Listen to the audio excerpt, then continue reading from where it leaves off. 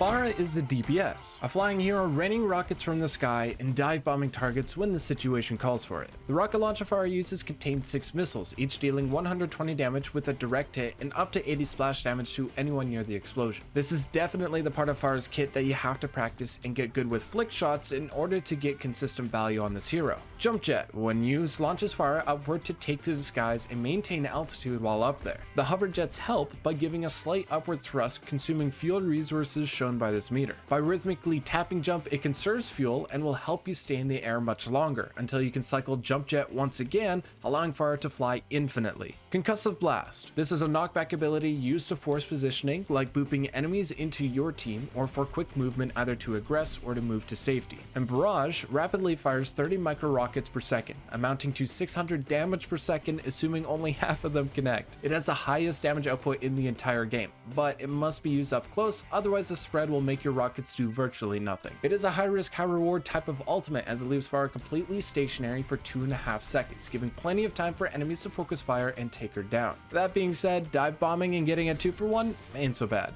But flying in the air is not always the safest thing. It can leave you vulnerable to hit scans and snipers who can chip at your health or outright clip your wings, especially without the right supports to easily heal you while flying in the skies. So, to minimize your own risk, flying near tall structures or being perched on high grounds breaks sight lines and makes it vastly harder for enemies to land shots. Stick to these as much as possible, and all you have to do is briefly peek, then shoot. And when you feel like you need a move, the Concussion Blast gives that needed burst of speed to cross open airspace to the next building where you can continue to rain rockets from above. Alternatively, going after isolated targets and a bit of confidence, you can challenge your opposition by throwing yourself towards them, where the surprise factor alone should get you the pick.